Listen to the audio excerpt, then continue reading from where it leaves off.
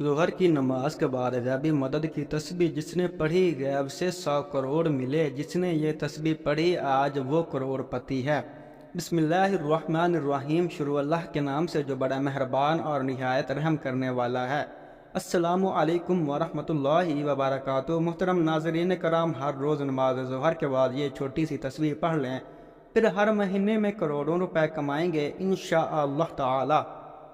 फिर दौलत का ऐसा ज़बरदस्त तूफ़ान आएगा कि आपके आगे पीछे दौलत ही दौलत होगी।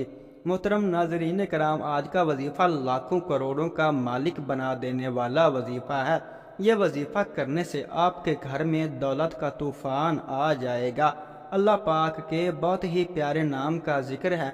आप लोगों ने पढ़कर अपनी किसी भी मुश्किल के लिए, किसी भी हाजत के लिए, किसी भी परेशानी के लिए इस नाम को पढ़ लेना है। इस नाम को पढ़ने से इंशाअल्लाह अल्लाह पाक आपकी हर परेशानी को दूर फरमा देगा। अगर आप सब लोग आज का ये छोटा सा अमल कर लें तो मेरी दुआ है कि अल्लाह ताला इस अमल से आपकी और सब मुसलमानों की परेशानियों को दूर फरमा देंगे इंशाअल्लाह। क्योंकि हमारा ये अकीदा है कि ना तो अल्लाह का कुरान झूठा है और ना ही नबी पाक मोहम्मद मुस्तफ़ा सल्लल्लाहु ताला अलैहि वसल्लम का फरमान झूठा साबित हो सकता है। बदकिस्मती से हमने कुरान पाक को खोलना छोड़ दिया है। हमने कुरान पाक की तिलावत करना छोड़ दी है। हालांकि हमारी जितनी भी परेशानियां हैं, मुख्तलिफ बीमारियों से लेकर बड़ी से बड़ी मुसीबतों तक जितनी भी हैं, इन सारी की सारी तकालीफ का हल कुरान पाक और हदीस शरीफ के अंदर मौजूद है। कुरान और हदीस से हम सारे के सारे मसाइल को हल कर सकते हैं। लेकिन हमने कुरान पाक को सिर्फ घर में बनी किसी ऊंची जगह पर रखना ही मुनासिब समझ रखा है और हर रोज़ इसे इग्नोर कर देते हैं और कुरान पाक को खोलकर इसकी तिलावत करना मुनासिब नहीं समझते। लेकिन कुरान पाक की कशिश और खूबसूरती तो आज भी इसी तरह मौजूद है जितनी आज से सदियों पहले थी। कुरान पाक जिस तरह पहले अपने सुनने वाले को मुतासिर करता था और उन पर असरअंदाज होता था, अपने पढ़ने और सुनने वालों की कैफियत को बदल देता था, उनके दिलों के हालात को बदल देता था। पहले लोगों की आंखों से कुरान पाक की तिलावत सुनने से आंसू बहने लगते थे। क्या आप जानते हैं कि ये तो आज भी इसी तरह असरअंदाज हो सकता है। दिलों की दुनिया को बदल कर हमारी हर मुश्किल को, हमारी हर परेशानी को, हमारी हर हाजत को, हर मुराद को पूरा कर सकता है। कुरान पाक को इस तरह से पेश किया जाए जिस तरह इसे पेश करने का हक है। अगर हम ये हक सही तरीके से अदा करेंगे तो दुनिया और आखिरत दोनों जहानों में कामयाब हो जाएंगे। मोहतरम नाजरीन, ये अल्लाह पाक के सिफाती नाम हैं। इनको आपने ज़ोहर की नमाज के बाद पढ़ना है। आपको अगर 10 करोड़ भी चाहिए होंगे तो अल्लाह पाक से मिलेंगे और पूरी दिल जमी के साथ मेहनत करोगे और हलाल रिज़्क की जस्तजू करोगे तो अल्लाह पाक आपको 10 करोड़ भी अता फरमा देंगे। क्योंकि मुहतरम नाजरीन कराम, अल्लाह ताला ही मालिकुल मुल्क है, वही तमाम जहानों का मालिक है और उसी के कब्ज़ा और कुदरत में हर चीज़ है। ये अल्लाह पाक के दो ऐसे सिफाती नाम हैं और इनमें इतनी ज़्यादा ताकत है कि बंदा जितना भी कर्ज़दार है उसके ऊपर चाहे करोड़ों के हिसाब से कर्ज है तो इंशाअल्लाह अल्लाह पाक कोई ना कोई ऐसा ज़रिया ज़रूर बना देगा, ऐसा वसीला पैदा फरमाएगा कि आपका कर्ज जल्द ही उतर जाएगा और आपको पता भी नहीं चलेगा। लेकिन एक बात की वजाहत कर दें कि हम जो भी वजीफ़ा या फिर अमल लेकर हाजिर होते हैं, आप लोगों को बताते हैं, आप उसे दिल के साथ नहीं करते बल्कि आप इस अमल को आजमाना चाहते हैं। एक दफ़ा आप इसको यकीन के साथ करके देखो, आप खुद हैरान रह जाओगे।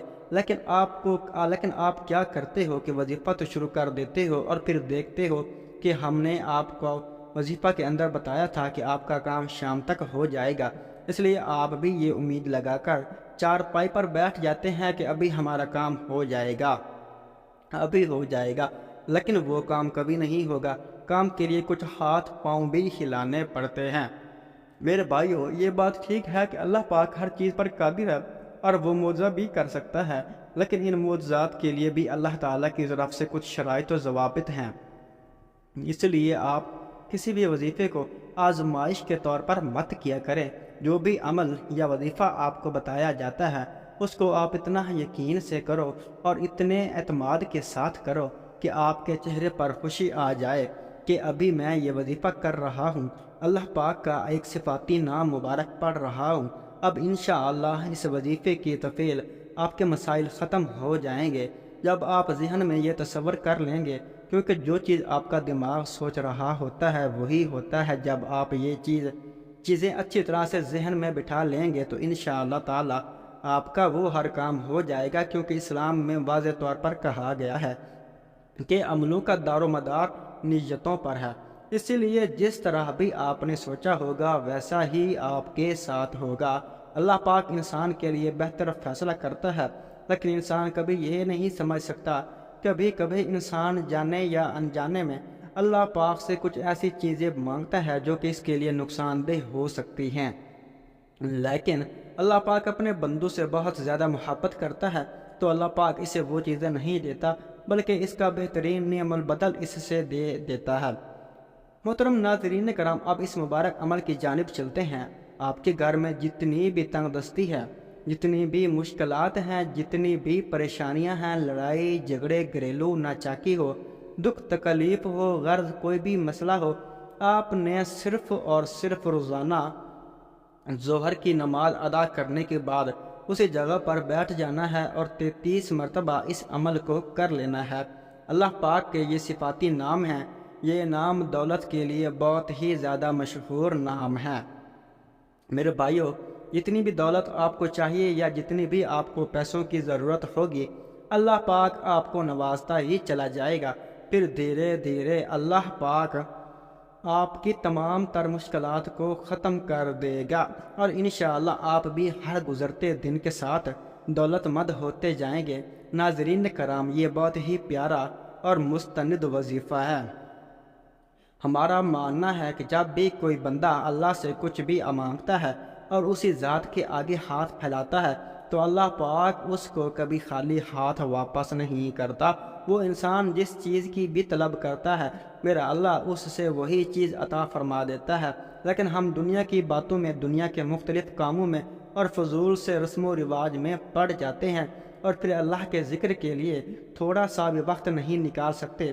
یہ وظیفہ ظہر کی نماز کے بعد آپ نے کر لینا ہے، لیکن کسی بھی وظیفے کی پہلی شرط یہی ہوتی ہے کہ وظیفہ کرنے والا پاک، صاف اور 5 وقت کا نماز کا پابند ہو۔ رسول اکرم صلی اللہ علیہ وآلہ وسلم کے پاک فرمان کا مفہوم ہے کہ ان موقعوں پر دعا مانگو گے تو تمہاری دعا رد نہیں ہوگی۔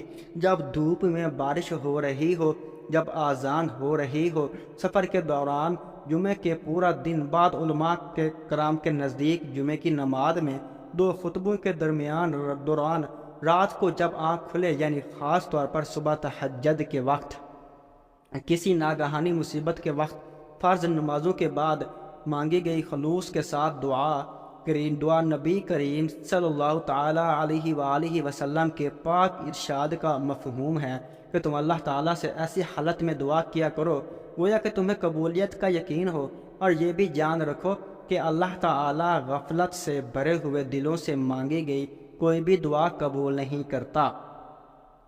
اکثر لوگ دعا کرتے ہیں اور اس کے قبول نہ ہونے پر پریشان بھی ہوتے ہیں، حالانکہ کسی کی دعا رد نہیں ہوتی۔ حضرت ابو ہریرہ رضی سے مروی ہے کہ نبی کریم صلی اللہ تعالیٰ علیہ وآلہ وسلم نے فرمایا کہ انسان اپنے رب کے سب سے زیادہ قریب سجدے کی حالت میں ہوتا ہے، اس لیے سجدے میں دعا کثرت سے کیا کرو۔ اسلام کے 5 ارکان میں سے کلمہ طیبہ کے بعد دوسرا رکن نماز ہے۔ نماز کی اہمیت کا اندازہ اس بات سے لگایا جا سکتا ہے کہ رب تعالیٰ نے اپنے کلام پاک قرآن مجید میں 700 سے زائد مرتبہ نماز کا ذکر فرمایا ہے۔ جہاں نماز پڑھنے والوں کے لیے بہت سے انعامات کی بشارت ہے، وہیں اس کو چھوڑنے، سستی برتنے یا پھر اس کی روگردانی کرنے والے کے لیے سزائیں بھی ہیں۔ پہلے بسم اللہ الرحمن الرحیم پڑھ کر 21 مرتبہ اول و آخر درود ابراہیمی آپ نے پڑھنا ہے، پھر 33 مرتبہ آپ لوگوں نے یا غنیو یا مغنی، یا غنیو یا مغنی، یا غنیو یا مغنی پڑھنے ہیں، اور اس کے بعد 300 مرتبہ استغفر اللہ استغفر اللہ استغفر اللہ استغفر اللہ استغفر اللہ پڑھیں۔ اس کے آخر میں 7 مرتبہ درود ابراہیمی پڑھ کر اللہ تعالیٰ کی بارگاہ میں اپنی حاجت پیش کریں۔ اللہ تعالیٰ آپ کی دلی خواہشات، آپ کے تمام دکھ تکلیف اور تمام پریشانی سے بخوبی آگاہ ہے، لیکن اس کے باوجود بھی اللہ تعالیٰ کو انسان کا اپنے سامنے مانگنا بہت پسند ہے۔ اس لیے آپ خوب دل لگا کر اور دل جمعی سے، مکمل یقین سے، مکمل اعتماد سے اللہ تعالیٰ سے مانگیں، اور ہمیشہ اسی طریقے سے دعا مانگا کریں۔ اللہ تعالیٰ سے سچے دل کے ساتھ دعا مانگیے اور مکمل یقین اور بھروسہ رکھیے، اللہ تعالیٰ آپ کی دعا کو قبول فرمائے گا۔ پھر آپ خود حیران رہ جائیں گے۔ ہمارے نبی تاجدار مدینہ سرور کونین صلی اللہ علیہ وآلہ وسلم روزانہ اللہ تعالیٰ سے دعا مانگا کرتے تھے، اور آپ سب بھی میرے ساتھ دعا مانگیں۔ اے اللہ، اے میرے پروردگار، تیرے سوا اس قابل کوئی بھی نہیں ہے کہ جس کو مدد کے لیے پکاروں۔ تیرے سوا کوئی نہیں ہے جو ہر وقت ہر جگہ حاضر و ناظر ہو۔ تو ہی حقیقی بادشاہ ہے، اور تیرے سوا کوئی ایسا نہیں ہے کہ جو کہ موت سے پاک ہو۔ تیرے سوا کوئی بھی ایسا نہیں ہے جو کہ زوال سے پاک ہو۔ تجھے نہ نیند آتی ہے اور نہ ہی اونگ آتی ہے۔ تیرے سوا کوئی نہیں ہے جو کہ ہر عیب سے پاک ہو۔ اپنے پیارے حبیب حضرت محمد مصطفیٰ تاجدار نبوت صلی اللہ علیہ وآلہ وسلم کے صدقے میں ہماری تمام پریشانیوں کو دور فرما، ہمارے تمام دکھ تکلیف ہم سے دور فرما، اور ہماری دلی حاجات قبول و منظور فرما، اور ہم سب کو پکا اور سچا مسلمان بنا، اور ہم سب کو عذاب قبر اور عذاب حشر کی سختیوں سے محفوظ فرما۔ آمین ثم آمین۔ محترم ناظرین کرام، اگر ویڈیو اچھی لگی ہے تو ویڈیو کو لائک کر دیں، اور اگر ابھی تک آپ نے ہمارے چینل کو سبسکرائب نہیں کیا تو ہمارے چینل کو لازمی سبسکرائب کر دیں، تاکہ ایسے وظائف آپ کو روز سننے کو ملتے رہیں۔ جزاک اللہ۔ اپنے رزق میں برکت اور وسعت کے لیے اللہ کے 99 ناموں میں سے ایک نام کمنٹ میں لازمی شیئر کریں، یا صرف ماشاء اللہ لکھ دیں۔ اللہ ہم سب کا حامی و ناصر ہو۔